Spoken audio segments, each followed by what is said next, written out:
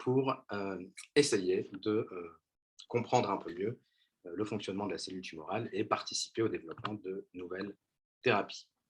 Alors, la mort cellulaire, hein, on va essayer de vous en parler, parler de différents aspects de la mort cellulaire. On va essayer de partir du fondamental en essayant de simplifier un peu les voies de signalisation auxquelles on s'intéresse, mais en même temps en essayant d'aller un peu quand même dans les mécanismes assez précisément pour avoir une idée un peu de comment on comprend aujourd'hui la manière dont les cellules meurent, pourquoi elles meurent, quand est-ce qu'elles meurent, etc.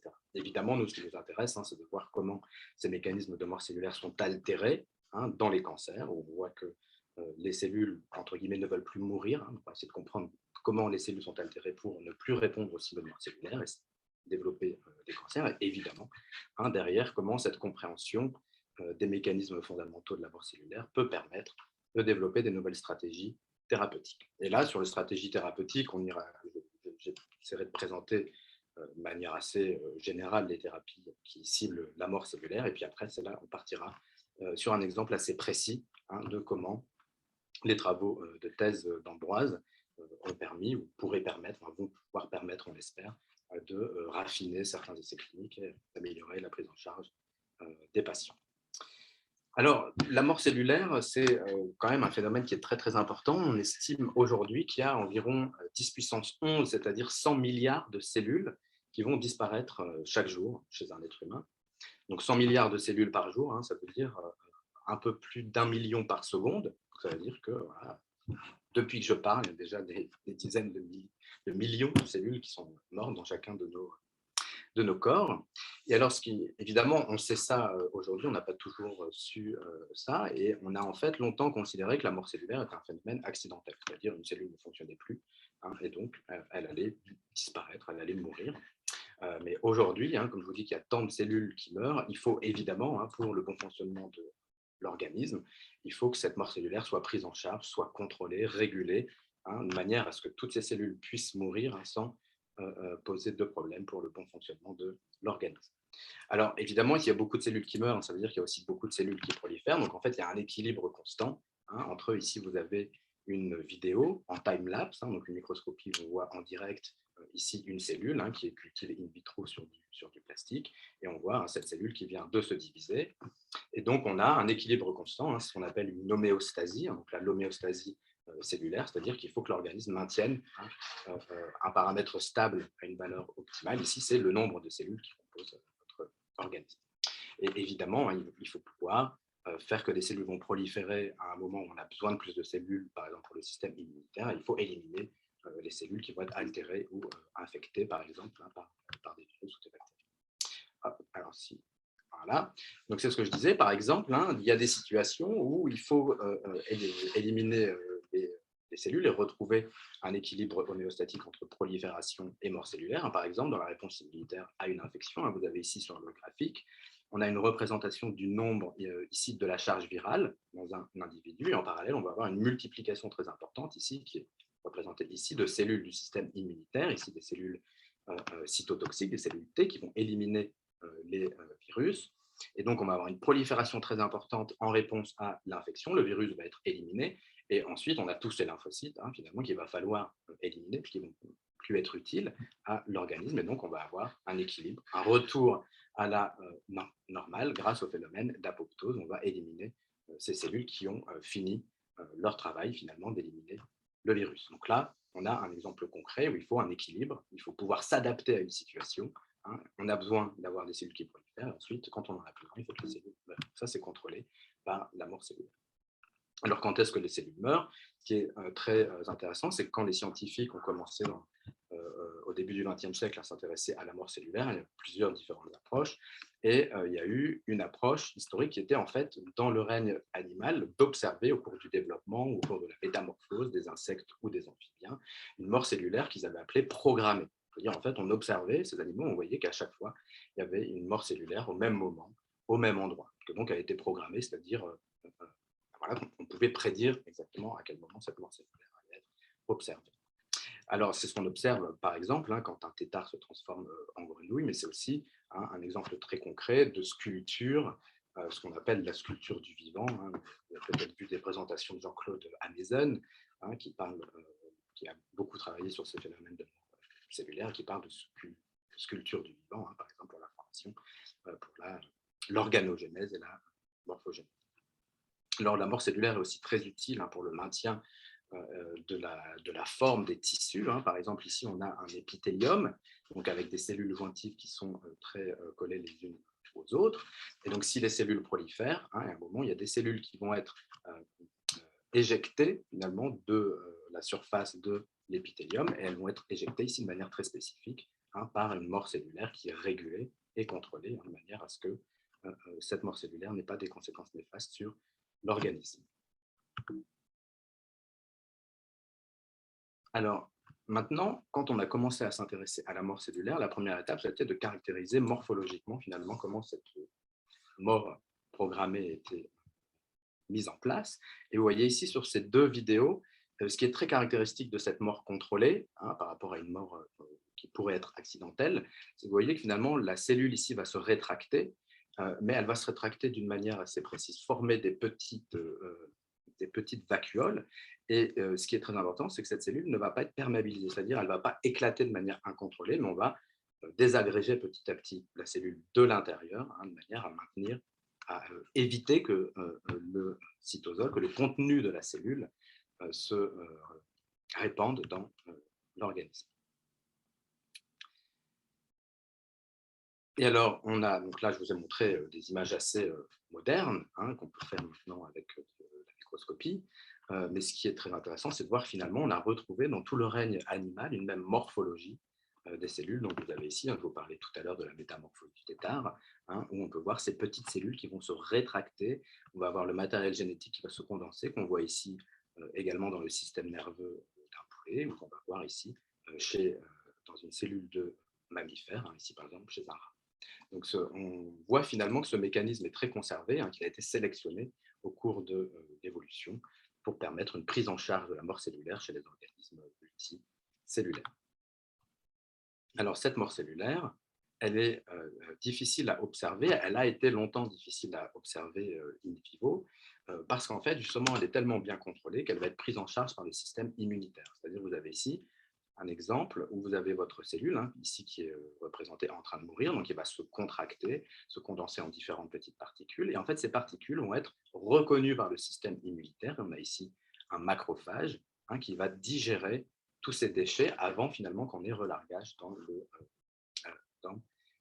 l'organisme. C'est représenté ici de manière schématique. On a finalement une cellule en train de mourir qui est en train de montrer des signaux spécifiques qu'on appelle des signaux eat me, donc mangez-moi, et qui sont en fait des protéines qui vont spécifiquement permettre à ces cellules qui sont en train de mourir d'être reconnues de manière à pouvoir être prises en charge par le système immunitaire.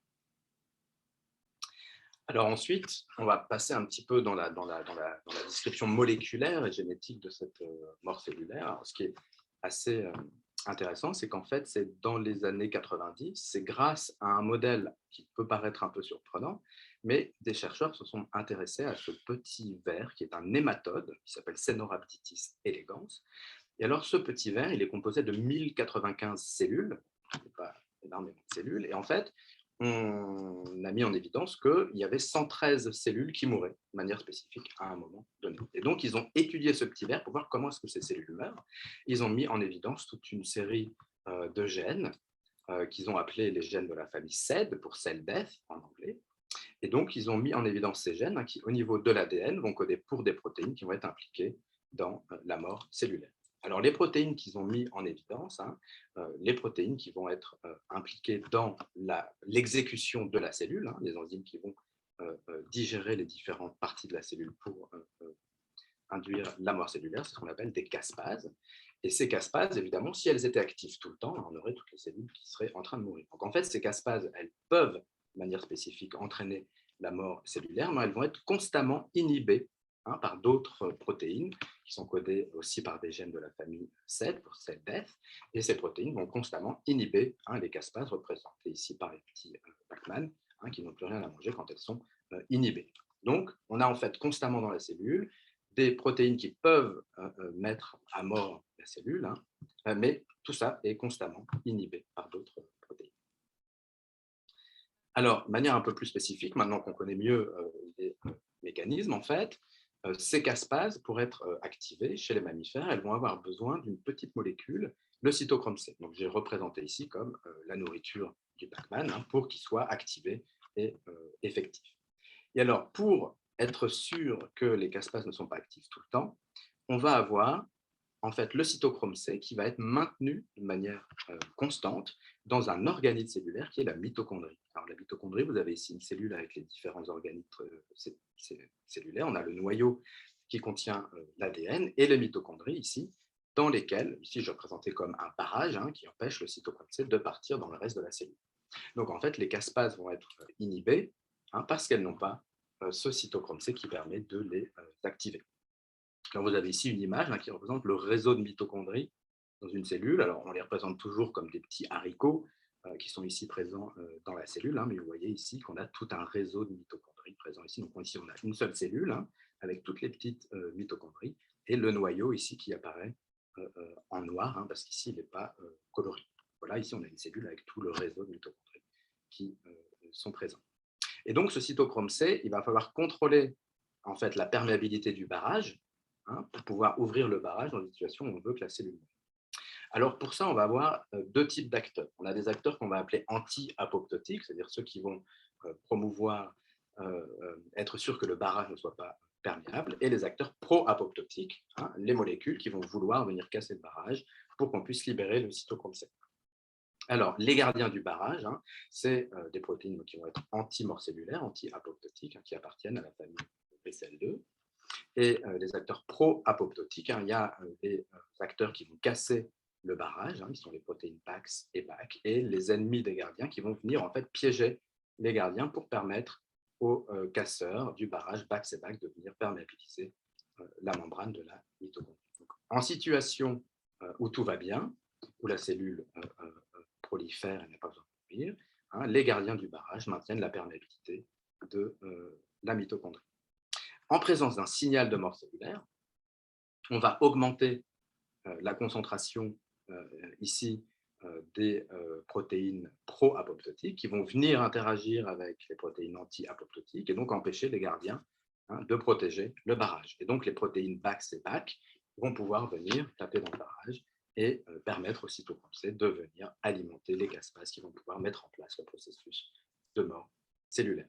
Vous voyez qu'on a une balance constante entre des acteurs pro-apoptotiques et des acteurs anti-apoptotiques qui vont venir pouvoir permettre l'activation des caspases ou non.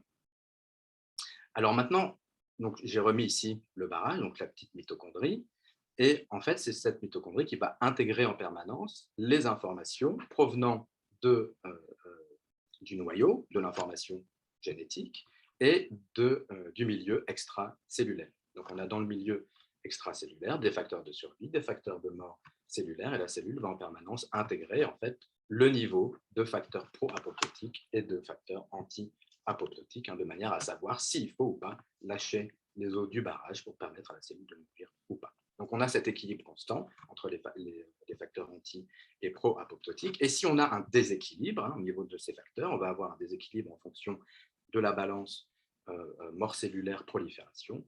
Et si on a un excès de mort cellulaire, on va avoir des maladies.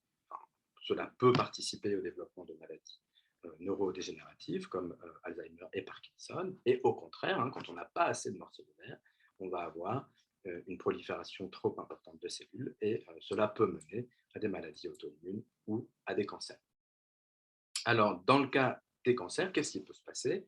Par exemple, le gène codant pour la protéine BCL2, dont on a parlé tout à l'heure, les gardiens du barrage. Par exemple, dans les lymphomes à cellule B, on va avoir une augmentation de ce gène suite à une translocation chromosomique qui va faire qu'on va avoir beaucoup de gardiens du barrage et que donc on va augmenter la concentration ici des protéines anti-apoptotiques et donc on aura beaucoup plus de difficultés à entraîner la perméabilisation et même en présence de signaux de mort cellulaire, si on augmente la quantité des membres pro-apoptotiques, ce qui peut favoriser la mort cellulaire, on va quand même rester bloqué. Alors un autre événement qui arrive dans les cancers, c'est le gène P53, qui est muté dans près de 50% des cancers. Alors ce gène P53 est très important pour en réponse aux signaux de mort cellulaire, entraîner une augmentation des protéines qui vont permettre la rupture du barrage. Et quand ce gène est muté, eh bien, il ne va plus être capable, en réponse à un signal de mort cellulaire, de entraîner l'augmentation des membres pro-apoptotiques. Et donc, même si on a un signal de mort cellulaire, la cellule ne va pas l'entendre et elle ne va pas mourir. Alors maintenant, la question, c'est comment est-ce qu'on peut, maintenant qu'on connaît les différents acteurs de cette mort cellulaire, comment est-ce qu'on peut, d'un point de vue thérapeutique, essayer de modifier et de jouer sur les rapports entre ces différents acteurs pour développer des nouvelles stratégies thérapeutiques. Alors la première possibilité, c'est de renforcer les signaux de mort cellulaire, donc là d'aller directement en amont, essayer de jouer sur les récepteurs de mort cellulaire et là de contrôler le signal. C'est ce qu'on fait aussi avec les chimiothérapies quand on induit des dommages à l'ADN, on va augmenter le signal de mort cellulaire reçu par la cellule. On peut empêcher les signaux de survie, donc là c'est ce qui est fait avec les hormonothérapies, avec des anticorps dirigés contre les récepteurs membranaires de survie. Donc là il y a toutes des molécules qui vont jouer directement en amont sur les signaux que la cellule reçoit de son environnement. On peut également empêcher la réparation de l'ADN pour favoriser les signaux de mort cellulaire reçus de l'intérieur de la cellule. Et on peut aussi empêcher l'action des protéines anti-apoptotiques, celles dont on a parlé, celles qui protègent le barrage et qui sont augmentées dans certains cancers. Si on peut les inhiber, à ce moment-là, on va permettre à la cellule de répondre plus facilement aux signaux de mort cellulaire. Alors concrètement, comment est-ce qu'on peut faire ça? Là, vous avez un exemple. Donc, je vous ai présenté ces membres anti-apoptotiques, les petits fantômes qui vont protéger le barrage. Si on veut leur empêcher de protéger le barrage, il faut comprendre leur structure tridimensionnelle. Donc là, ici, on représente une protéine. Vous voyez, il y a différents types de représentations. Ici, on voit comment la protéine va se replier et en fait la forme qu'elle va prendre dans une cellule. Et ensuite, on va essayer de comprendre, une fois qu'on comprend cette forme, de voir comment est-ce qu'elle interagit avec les membres pro-apoptotiques.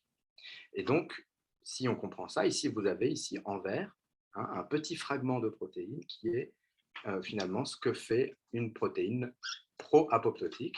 Et cette interaction ici entre le domaine vert et le reste de la protéine va être l'interaction qui bloque l'action de la protéine qui empêche la mort cellulaire. Alors, une fois qu'on a compris cette structure, on peut utiliser des modélisations moléculaires, ici avec une petite molécule, ici qui est le navitoclax. Et cette molécule, elle va avoir une forme qui va lui permettre de se mettre aussi dans ce sillon de la protéine BCL2. Et en fait, quand on va traiter des cellules avec cette molécule, ça va être comme si on avait beaucoup de facteurs pro-apoptotiques. En fait, on va remplacer les facteurs pro-apoptotiques par une petite molécule chimique. Et donc, cette molécule, elle va réagir comme s'il y avait beaucoup de signaux de mort cellulaire. Donc ça, c'est le développement de petites molécules qui permettent de mimer les membres pro-apoptotiques de manière à faire pencher la balance du côté de la mort cellulaire. Une autre stratégie fortement développée sur laquelle on travaille, qui est de développer des anticorps. Alors, les anticorps, ils peuvent faire deux actions différentes. Soit ils peuvent promouvoir un signal, ou au contraire, l'inhiber. Donc ici, on va utiliser ce qu'on appelle des anticorps bloquants qui vont empêcher, par exemple, les signaux de survie. Donc on va ici utiliser un anticorps qui empêche les signaux de survie d'arriver dans la cellule en espérant faire pencher le signal du côté de la mort cellulaire. On peut aussi utiliser des anticorps qu'on appelle agonistes. Donc là, c'est un anticorps, quand il se lie à sa cible, il va promouvoir son action. Et donc là, on peut utiliser des anticorps agonistes qui vont promouvoir l'action des récepteurs qu'on appelle de mort cellulaire, des récepteurs qui vont engendrer des signaux de mort cellulaire. Et on peut aussi utiliser ce qu'on appelle un ligand artificiel, c'est-à-dire une molécule qui va aller activer ici le récepteur de mort cellulaire. Voilà, alors j'espère que j'ai été clair, je répondrai à des questions donc là, sur cette présentation un peu générale. Et maintenant, je vais passer la parole à Ambroise Manceau, qui va vous présenter comment, au cours de sa thèse, il a travaillé justement sur des essais cliniques qui utilisent des anticorps bloquants pour essayer de mieux comprendre comment on peut améliorer l'efficacité de ces anticorps. Merci Olivier. Donc moi, comme j'ai dit, je suis postdoctorant dans le laboratoire de Patrick Mellen, donc le même laboratoire qu'Olivier. Et j'ai travaillé pendant ma thèse sur un de ces récepteurs qui va détecter des signaux du milieu extérieur. Donc, ce signal va se représenter sous la forme d'une molécule qu'on appelle nétrine 1. Donc, cette molécule va être donc le ligand du récepteur, car elle va pouvoir se lier à lui, un peu comme une clé dans une serrure, et pouvoir l'activer. Donc, pour 5B, c'est un peu particulier, contrairement à d'autres récepteurs, c'est qu'il va pouvoir induire deux signalisations différentes suivant si le signal est présent ou non. Donc, quand le signal d'un nétrine 1 va être présente et être lié au récepteur 5B, 5B va donner un signal de survie à la cellule. Par contre, quand la nétrine 1 est absente, quand il n'y aura pas ce signal, quand la nétrine 1 ne va pas donner de signal de survie, finalement, 5B va donner l'ordre à la cellule de se suicider, finalement, de faire de l'apoptose, comme vous l'a présenté Olivier. Et ce fonctionnement est un peu intéressant parce que nous, on fait l'hypothèse en fait que ce serait une action antitumorale. Donc, dans un contexte tumoral, les cellules vont proliférer de manière importante et même hors de leur tissu d'origine, ce qui fait qu'on n'aura en fait pas assez de signal pour pouvoir se lier à tous les récepteurs 5B présents à la surface des cellules. Et donc, les cellules tumorales seront éliminées par l'action de 5B. Et donc, dans ce cas-là, quand une molécule a une fonction antitumorale, on va dire qu'elle a une fonction de suppresseur de tumeur. Par contre, et c'est là que ça pose problème, les tumeurs sont capables en fait, de contourner ce mécanisme, de s'adapter, tout simplement en venant produire elles-mêmes ce signal de survie, en produisant elles-mêmes une grande quantité de nétrine 1. Et donc, ce qui fait que quand on va avoir multiplication des cellules tumorales, on aura quand même assez de nétrine 1 pour venir donner un signal de survie à tous les récepteurs 5B et donc à toutes les cellules tumorales. Et donc, dans ce cas-là, quand la tumeur peut contourner un mécanisme de suppression tumorale, on va parler d'échappement tumoral. Et donc, nous, au laboratoire, et en collaboration avec la startup Netris Pharma, on a décidé de venir cibler ce mécanisme pour empêcher ces tumeurs qui surexpriment la nétrine d'avoir leur signal de survie. Et donc, on a développé un anticorps, l'antinétrine 1, ou qu'on appelle NP137, qui va venir donc interagir avec la nétrine pour bloquer son interaction avec le récepteur. Le récepteur ne va donc pas avoir ce signal de survie et va donc donner le signal d'élimination à la cellule tumorale, de ce signal d'apoptose. Donc cet anticorps, actuellement, il est en phase clinique 2 au centre Léon Bérard, il est en cours d'essai. Mais par contre, un des problèmes qu'on a, c'est que chez certains patients, on va quand même avoir une résistance à ce traitement. Et nous, on suppose que cette résistance peut provenir en fait d'une modification de la voie de signalisation qui va mener au suicide cellulaire. Donc 5B ne va pas pouvoir communiquer à la cellule de se suicider ou de faire de l'apoptose. Et donc ça a été l'objectif de mon projet de recherche, mieux comprendre comment 5B déclenche la mort de la cellule, qu'est-ce qui se passe ici en fait. Et la meilleure compréhension de cette voie de signalisation nous permettrait d'anticiper les résistances possibles à l'antinétrine 1 et d'améliorer les stratégies thérapeutiques qui existent actuellement. Donc pour ça, pour observer et pour mieux comprendre comment 5B déclenche la mort, on a mis en place un modèle. Donc un modèle en sciences, c'est un système simplifié par rapport à la réalité qui permet d'observer un phénomène qu'on cherche à étudier. Et donc en cancérologie, la plupart du temps, le modèle de base, on va dire, c'est la lignée tumorale. Donc c'est une lignée tumorale qu'on est capable, de cellules tumorales qu'on est capable de maintenir en culture dans des boîtes de pétri. Et donc, nous, on a utilisé une lignée tumorale qu'on est venu modifier génétiquement de manière à pouvoir produire un 5B quand on veut en traitant les cellules avec un inducteur. Et donc, en fait, on voit que si on induit la production de 5B dans ces cellules tumorales, on induit donc la production en grande quantité, ce qui va faire qu'il n'y aura pas assez de nétrine dans le milieu extérieur. Et donc, on va pouvoir déclencher, en fait, comme ça, un peu artificiellement, la mort cellulaire. Et donc là, on a notre modèle pour observer la mort cellulaire. Ensuite, on cherche à savoir qu'est-ce qui se passe, du coup, quelle est la voie de signalisation. Et donc pour ça, on a utilisé un outil moléculaire, CRISPR-Cas9, que vous connaissez sûrement parce qu'on en entend beaucoup parler dans la presse. Donc on utilise souvent l'image de ciseaux moléculaires qui vont permettre en fait de couper un gène pour empêcher la production de leurs protéines associées. Donc on est capable comme ça d'avoir des cellules pour lesquelles on peut spécifiquement enlever l'expression de certaines protéines. Et donc, ce qu'on a fait avec notre boîte de pétri dans laquelle on a toutes nos cellules, c'est que pour chaque cellule, on est venu invalider un gène, et on a fait ça pour tous les gènes du génome humain. Donc, en fait, on a cette boîte de pétri avec à chaque fois des cellules à laquelle il manque une protéine. Et ensuite, ce qu'on a fait, c'est qu'on est venu induire la mort cellulaire dans les cellules de notre boîte de pétri en venant traiter avec notre inducteur, en venant produire un 5B. Et donc, dans ce cas-là, on voit qu'il peut se passer deux choses. On peut donc logiquement avoir la mort cellulaire vu qu'on a exprimé un 5B, mais on aura aussi des cellules survivantes. Et ces cellules survivantes, en fait, ça sera parce qu'on a invalidé un gène qui va être nécessaire dans la transmission du signal de mort cellulaire. Et donc, c'est comme ça en fait, qu'on peut avoir des premiers indices sur les acteurs de notre voie de signalisation. Donc, ces cellules, on va ensuite les séquencer pour venir identifier les gènes possibles impliqués dans la mort cellulaire. Donc, on va avoir une liste de gènes. Donc, en biologie, ce n'est pas parfait. On va avoir des gènes qui seront effectivement impliqués dans cette voie, mais on aura aussi des faux positifs. Donc ensuite, on va avoir tout un travail en fait, de reconstitution, d'investigation, pour essayer de voir quels sont les gènes vraiment impliqués et aussi de démêler la voie de signalisation. Donc ça a été le gros de mon travail pendant 4 ans, où donc on utilise de nombreuses techniques comme du génie génétique, de l'analyse cellulaire ou l'imagerie.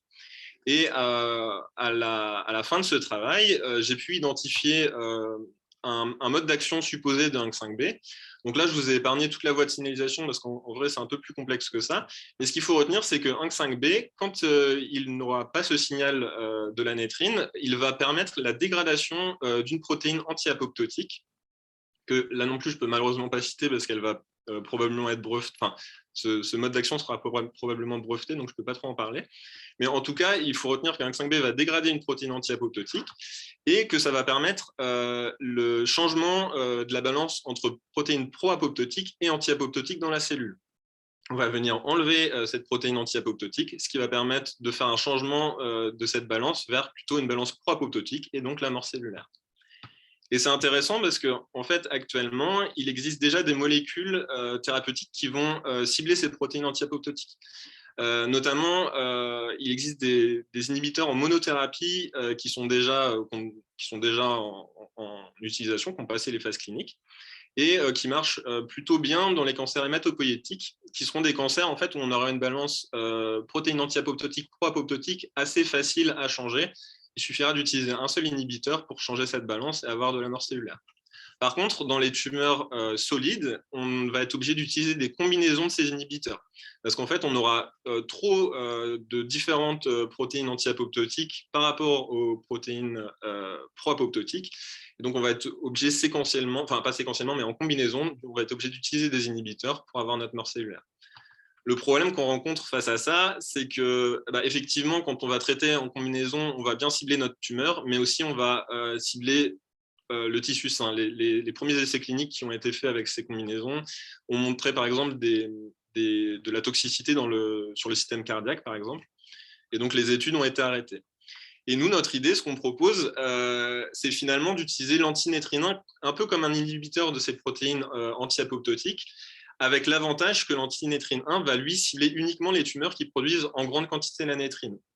On aura donc moins ou pas d'effet secondaire désiré sur les tissus sains, ce qui permettra en fait d'améliorer cette stratégie thérapeutique. Tu veux voir peut-être c'est la première question. Et donc, actuellement, cette stratégie, on est en train de commencer à la tester en préclinique. Donc, pour vous montrer brièvement ce qu'on peut faire, c'est par exemple, on va utiliser la technique ex vivo, dans laquelle on va en fait récupérer. Donc, les patientes atteintes de cancer du sein vont être opérées, et nous, on va récupérer une petite partie de cette biopsie. Et on va pouvoir venir couper cette biopsie en petites coupes de 250 microns d'épaisseur, qu'on va pouvoir mettre en culture. Et ensuite, sur ces tissus en culture, on va pouvoir venir tester nos traitements. Ce modèle-là est beaucoup moins simple justement qu'un modèle de lignée cellulaire, parce qu'en fait, il est beaucoup plus proche de la réalité, beaucoup plus proche du cancer. Donc, c'est pour ça qu'on appelle ça un modèle préclinique finalement. Et donc, Et donc, ici, vous pouvez voir des résultats préliminaires dans lesquels, ici, là, vous avez le contrôle et ici, la combinaison où on va tester nos inhibiteurs, notre inhibiteur pardon, et le NP137. Et vous voyez qu'ici, en noir, vous avez les cellules marquées pour la caspase, le petit Pac-Man que Olivier vous a présenté, ce qui représente les cellules en apoptose. Donc, ici, on peut démontrer l'efficacité de notre traitement comme ça. Voilà, donc c'était un peu un aperçu de ce que peut donner notre travail de recherche plutôt fondamental et comment dire, son application, on va dire, vers le clinique.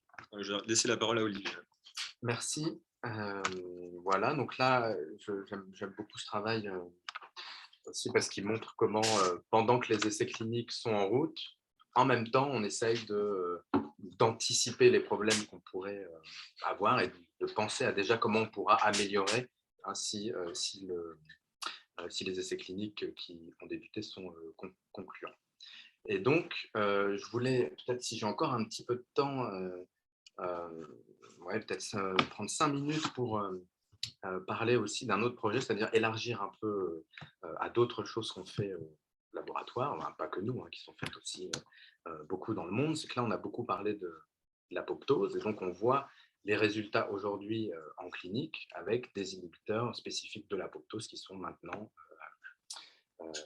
utilisés en pratique hein, et qu'on va utiliser en combinaison, donc ils vont permettre d'améliorer les traitements. Et en même temps, on essaye aussi de trouver d'autres inhibiteurs. Hein, et ce qu'on voit depuis une dizaine d'années dans la littérature, c'est le fait que la mort cellulaire programmée, donc quand on a parlé, là, on s'est focalisé sur l'apoptose parce que c'est le type de mort cellulaire le mieux décrit aujourd'hui d'un point de vue moléculaire et pour lesquels on a des inhibiteurs qui sont soit en essai clinique, soit déjà acceptés. Mais on sait donc depuis la fin des années 90 qu'il y a maintenant d'autres types de mort cellulaire, et on revient à des études un peu plus anciennes où morphologiquement, au cours du développement embryonnaire, on avait décrit différents types de mort cellulaire avec l'apoptose et sa morphologie que je vous ai présentée, et aussi à certains endroits de la nécrose qu'on pensait être non régulée, mais aujourd'hui on a différents types de mort cellulaire décrites par les scientifiques qui seraient des nécroses, mais régulées aussi, programmées.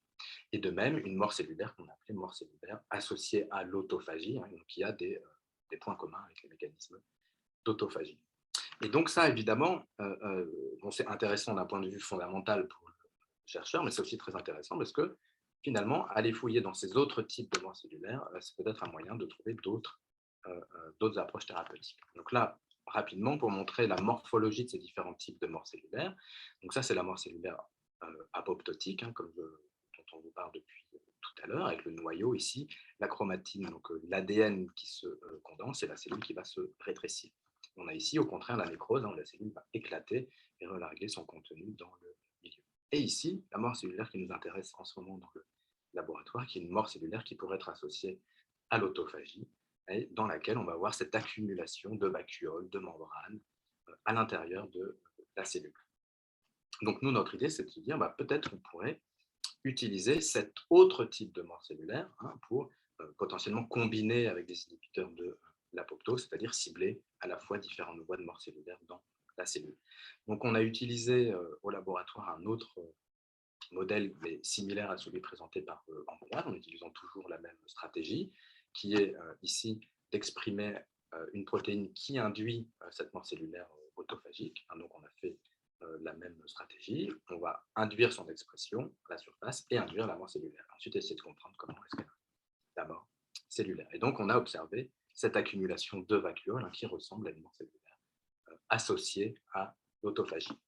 Donc, dans cette mort cellulaire, ce qui est important, c'est l'accumulation de ce qu'on appelle des autophagosomes, hein, toutes ces vacuoles qui s'accumulent dans la cellule et qui vont participer à la mise en place de la mort cellulaire par des mécanismes encore incompris, peut-être d'orientation avec des cibles similaires à l'apoptose ou peut-être d'autres complexes qui seraient spécifiques. Et donc nous, on essaye d'induire cette mort cellulaire et pour ça, en cherchant dans la littérature, on a remarqué que la protéine ATG4B, elle permet la formation de ces vacuoles qui peuvent dans certains contextes aboutir à la mort cellulaire et elle permet aussi par une autre fonction hein, de contribuer au recyclage de protéines qui sont sur ces vacuoles. Donc elle a une double fonction. Et donc maintenant, un peu comme je vous ai présenté tout à l'heure, comment est-ce qu'on trouve un inhibiteur spécifique d'une protéines, avec les inhibiteurs des protéines des protéines anti-apoptotiques. Ici, nous, ce qu'on veut, c'est trouver un inhibiteur qui serait spécifique uniquement de cette fonction de recyclage et pas de la fonction de formation des autophagosomes, de manière à bloquer ici et induire cette accumulation. Et là, on a utilisé une stratégie qui est maintenant de plus en plus faisable sur un temps donné raisonnable. On a collaboré ici avec des chimistes et des bioinformaticiens d'une autre équipe du CRCL, dirigée par Isabelle Krim. Et donc là, ce qu'on est capable de faire maintenant, c'est d'utiliser des bases de données de molécules. Ici, on a sélectionné 2,8 millions de molécules, et pour chacune de ces molécules, on a des algorithmes qui vont regarder est-ce que cette molécule se colle à un endroit précis de ma protéine. Donc ici, on a notre protéine d'intérêt, ici on la voit de face et ici de dos. On a mis en évidence les différents domaines qui vont avoir des fonctions différentes, soit dans l'accumulation des vacuoles, soit dans le recyclage. Et donc là, on peut tester. Alors, l'algorithme fait un premier tour. Il va tester avec des paramètres plus ou moins stricts. Est-ce que ces molécules vont pouvoir interagir avec ces différents domaines de la protéine? Donc, on fait un premier tour, comme ça prend quand même, les machines tournent pendant assez longtemps. On fait un premier tour comme ça. Donc, chacune des molécules vont être testées sur tous les endroits de la protéine. Et ensuite, on va faire un deuxième tour avec des critères un peu plus stricts sur les molécules qui ont l'air d'interagir un peu. Et là, on fait un deuxième tour pour vérifier si elles interagissent bien et sélectionner celles qui interagissent le mieux avec les domaines qui nous intéressent. Donc là, on a fait un deuxième tour avec 65 000 molécules. Et à l'issue de ce deuxième tour, on a sélectionné 17 molécules qui pourraient interagir avec ces domaines. Donc là, c'est assez fascinant de voir ce que sont capables de faire les bioinformaticiens aujourd'hui. Ils nous ont permis de dire, voilà, on part de 2,8 millions de molécules et on vous en sélectionne 17 qui pourraient être intéressantes pour ce que vous cherchez à faire. Donc nous, maintenant, ce qu'on a à faire au laboratoire, c'est de prendre ces 17 molécules, de vérifier qu'elles empêchent la fonction de cette protéine et de voir si, comme on a une hypothèse, elles vont induire la mort cellulaire, évidemment. Donc là, on est parti dans un projet qui peut prendre un peu plus de temps, mais voilà, un peu comme ce qu'a fait Ambroise, on va là tester ces molécules, voir sur différents types de cellules tumorales, dans différents modèles, voir est-ce qu'elles induisent des vacuoles, est-ce qu'elles induisent de la mort cellulaire, comparer les cellules normales, les cellules tumorales, etc. Voilà, donc je ne vais pas parler beaucoup plus longtemps, juste des conclusions un peu générales avant qu'on essaye de répondre à vos questions. Donc j'espère qu'on pourra répondre à vos questions. Donc, on a essayé de trouver un équilibre entre des concepts généraux de la mort cellulaire et essayer de voir comment, à partir de ça, on peut aller jusqu'au développement préclinique et au développement clinique. Donc, la mort cellulaire programmée, qui est, donc, comme je l'ai dit tout au début de l'introduction, nécessaire au bon fonctionnement de l'organisme. Il y a des millions de cellules, des milliards même de cellules qui meurent constamment, et donc il faut réguler ce phénomène, un peu prendre en charge pour pouvoir veiller à l'homéostasie des organismes pluricellulaires. Malheureusement, ces mécanismes de mort cellulaire peuvent être altérés dans les cancers suite à des mutations qui vont faire que les cellules ne meurent plus. Mais la connaissance des mécanismes de régulation de ces morts cellulaires peuvent permettre le ciblage thérapeutique. Et là, il y a déjà des molécules qui, grâce à ces recherches, ont été ajoutées aux thérapies mises en œuvre, et des centaines d'essais cliniques sont en cours pour tester différentes approches, améliorer les molécules qu'on teste, les combiner, etc. Et nous, de notre côté, on fait aussi des études précliniques, comme vous a présenté Ambroise, pour anticiper les essais cliniques de demain, essayer de tout de suite voir comment on pourrait améliorer pour proposer des combinaisons plus efficaces et de manière à plus long terme, en même temps, essayer de trouver des nouveaux traitements sur des mécanismes différents de mort cellulaire. Voilà, donc j'espère que cette présentation vous aura plu. On va prendre les questions dans le chat. Alors, n'hésitez pas à poser des questions sur tous les domaines. Bon, nous, on n'est évidemment pas, pas spécialiste de tout, mais donc sur des mécanismes tout simples ou sur des trucs plus techniques. Si on ne sait pas, on dirait qu'on ne peut pas répondre. Et puis, sinon, on essaiera de répondre mieux à vos questions. En tout cas, merci à tous de nous avoir écoutés. Il y a déjà une première question pour moi, je crois. Alors, il y a une question sur le CRISPR. Oui, alors la question de Audrey, si je comprends bien, vous avez utilisé les ciseaux moléculaires de manière aléatoire dans tout le génome, parce qu'il me semble qu'au contraire, cette technique est plutôt utilisée pour induire des changements au niveau du génome de manière très ciblée. Alors, en fait, on n'a pas induit de manière aléatoire. En fait, j'ai un peu simplifié la technique.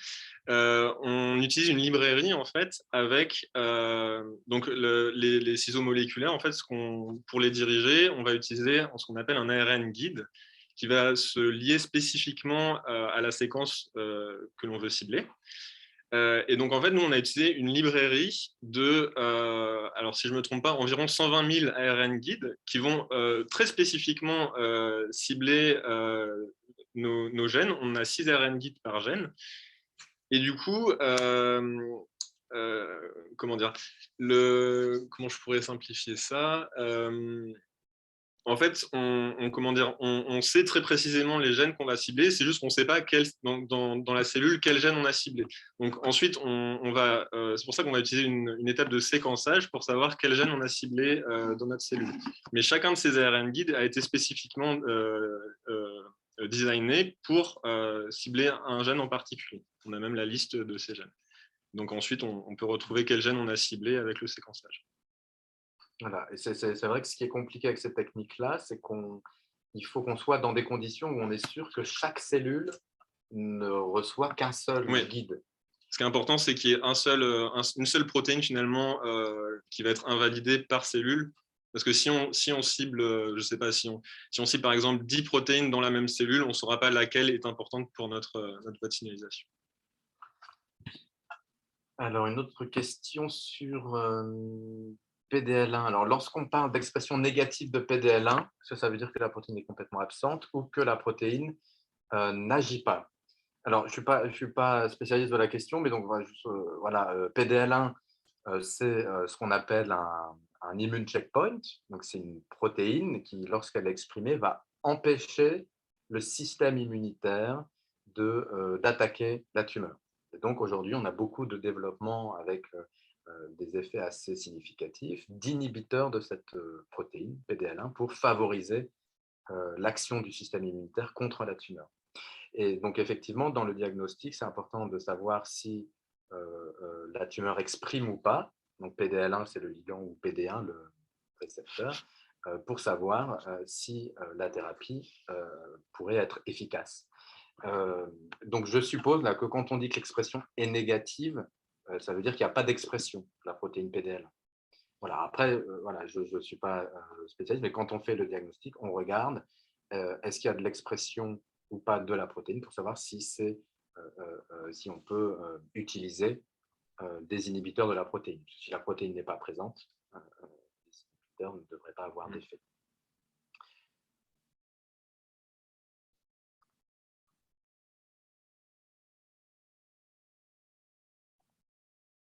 Alors, n'hésitez pas à poser des questions, même sur voilà, les différents aspects qu'on a présentés, des choses qu'on aurait pu passer un peu vite.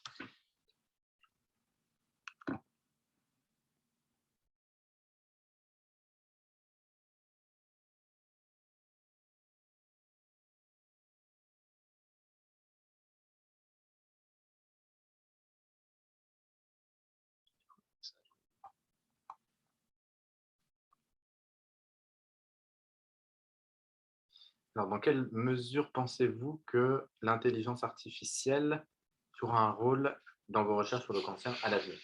Alors, je pense que ça jouera un rôle, ça en joue déjà. Après, tout dépend de la définition de l'intelligence artificielle, c'est-à-dire utiliser des algorithmes de plus en plus performants qui sont capables d'apprendre par eux-mêmes à partir des bases de données qu'on leur fournit.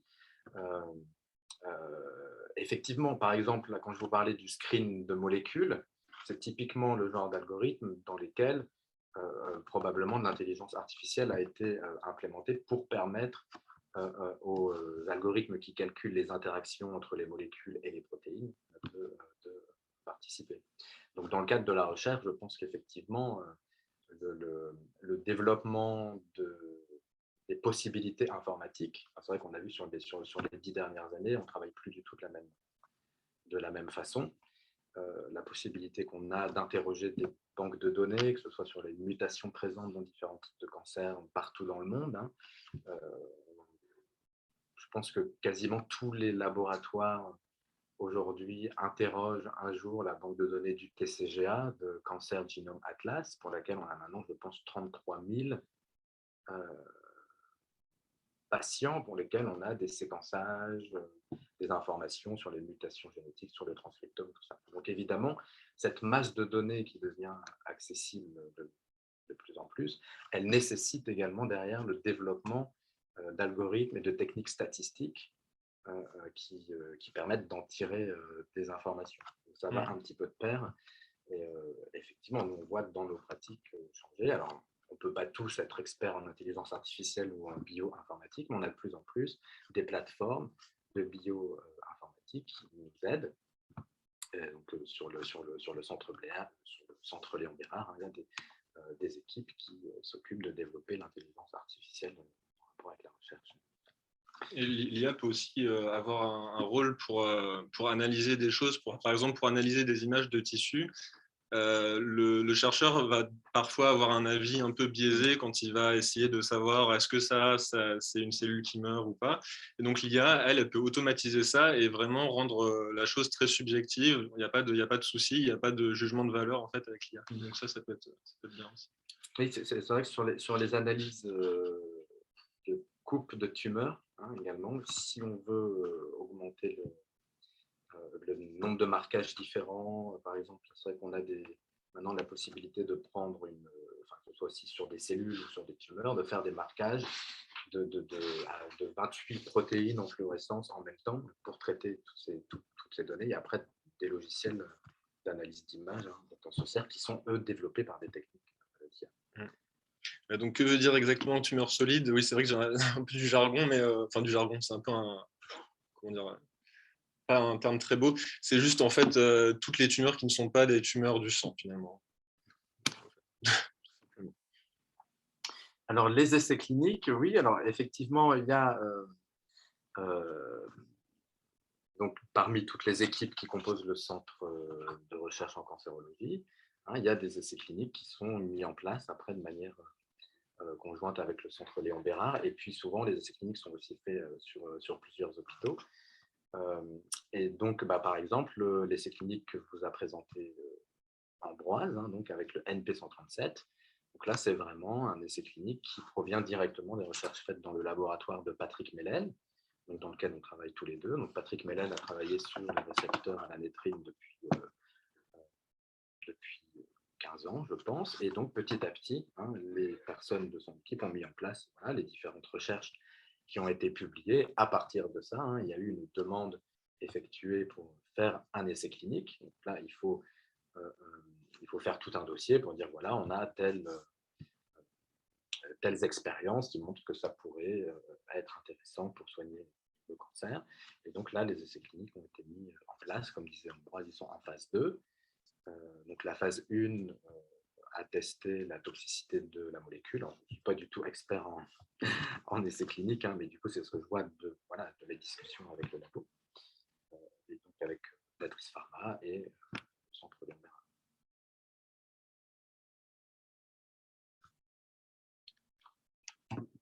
Alors, d'avoir un schéma d'ensemble des boîtes signalisation, oui, bien sûr. Un peu. Alors après, c'est un peu compliqué, mais c'est vrai qu'il y a beaucoup de choses disponibles sur Internet avec des choses un peu plus précises. Après voilà, il y a plein de revues et plein de publications qu'on pourrait peut-être faire passer des boîtes signalisation. Voilà, je ne sais pas si mon mail peut être accessible. Je pourrais donner des informations un peu plus précises sur les différentes boîtes signalisation pour ceux qui le désirent.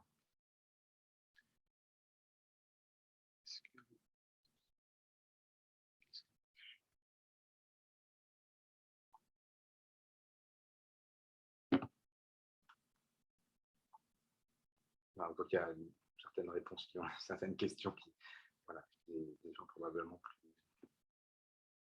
Ah oui, il répond au fait.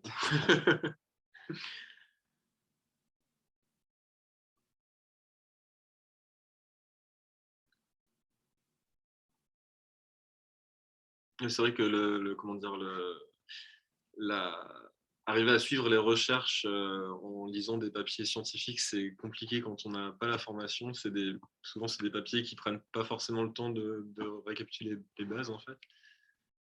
Donc, c'est vrai que par moments, ça doit être un peu du charabia.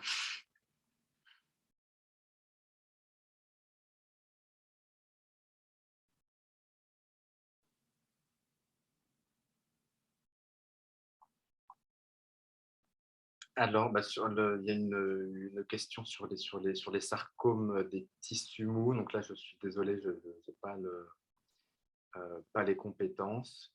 Alors, c'est vrai que vous citez le cas des cancers du sein, euh, pour lesquels on a assez vite développé des techniques enfin, développé des biomarqueurs en fait, qui permettent d'orienter assez vite le traitement thérapeutique derrière entre des catégories de cancer du sein bien identifiables, hein, pour dire que voilà, deux cancers du sein ne sont pas du tout les mêmes et ne doivent pas être traités de la même manière. Donc ça, effectivement, pour le cancer du sein, on a déjà euh, des méthodes pour caractériser et orienter la thérapie assez vite. Et donc pour le sarcome des tissus mous, voilà, je suis désolé, je n'ai pas du tout de connaissances là-dessus.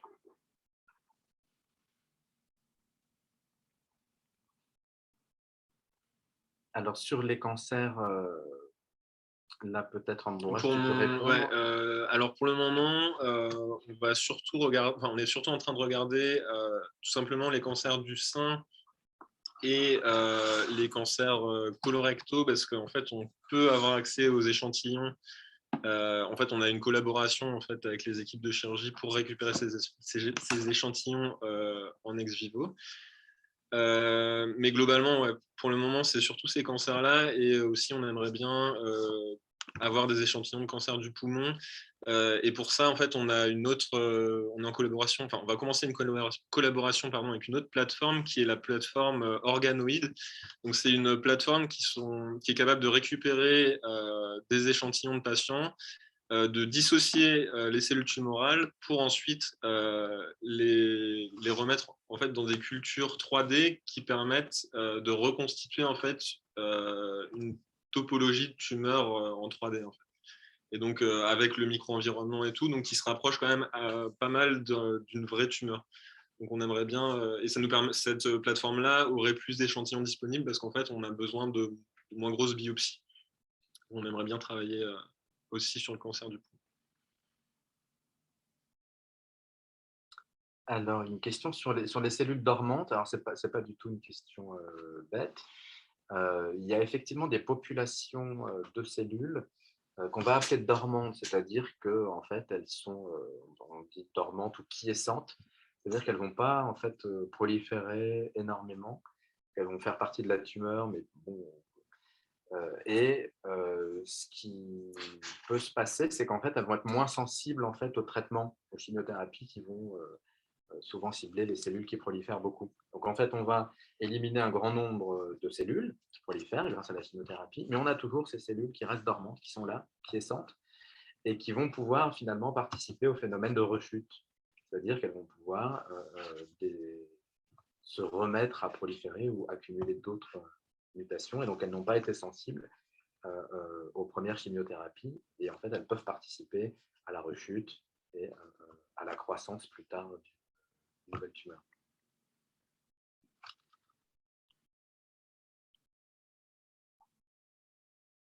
Des recherches sur les ostéosarcomes, tout à fait. Hein. Alors, donc, voilà, il y a effectivement des équipes au CRCL qui travaillent sur les ostéosarcomes. Donc, oui, les gens s'intéressent. Alors, ça, c'est vrai que c'est une question intéressante. C'est-à-dire, quand on fait de la recherche en cancérologie, on peut soit être orienté vers une pathologie. Donc voilà, il y a des laboratoires et des équipes qui se disent je vais travailler sur le cancer du pancréas ou le cancer du sein, hein, et donc vont développer une approche qui est centrée sur un organe. dire, voilà, moi, je vais développer toutes mes compétences sur les modèles et sur tout ce qui concerne cet organe. Et après, il y a d'autres stratégies où, c'est vrai que, par exemple, nous, on travaille sur la mort cellulaire. Et donc, par quoi, de temps en temps, en fonction de ce qu'on fait, voilà, on dissèque les mécanismes moléculaires et on va se rendre compte en fait, qu'on a trouvé un mécanisme qui en fait, est altéré dans un cancer ou dans un autre. Et du coup, on va se dire, bah, finalement, moi, ce que j'ai vu, maintenant, c'est intéressant de regarder la conséquence que ça a dans tel ou tel cancer. Après, on peut se rapprocher d'une équipe qui est plus spécialiste du cancer du pancréas, qui a des modèles, qui a des... Voilà.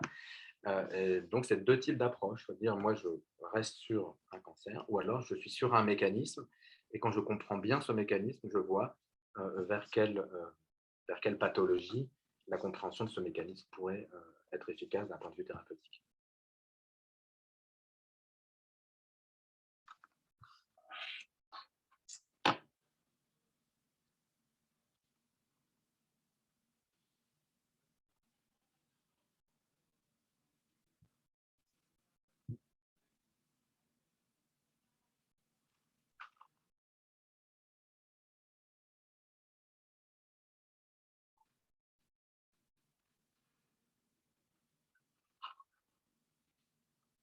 Alors, est-ce qu'il y a d'autres questions? Je toujours un peu fait défiler là. Je pense qu'on a répondu à tout. En tout cas, merci pour vos questions et vos interventions.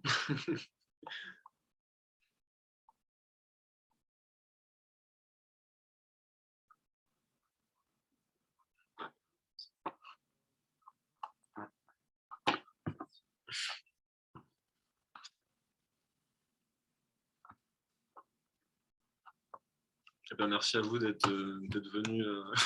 Voilà, donc on espère que ça a été utile, que voilà, en tout cas nous on aime faire ce métier. Oui. On espère qu'il sera utile, même si c'est loin de l'application clinique.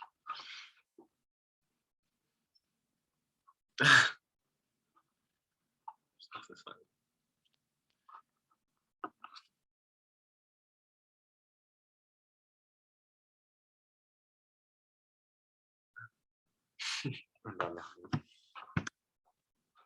Ça aurait été utile.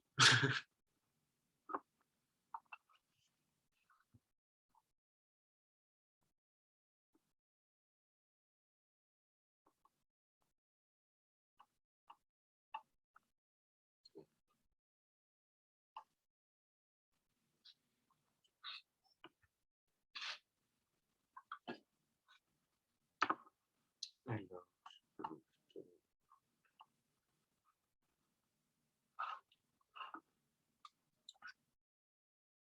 voilà, donc s'il n'y a pas d'autres questions, je ne sais pas si Julie va couper. Merci à tous du coup, et du coup on va se quitter. Donc je termine l'enregistrement.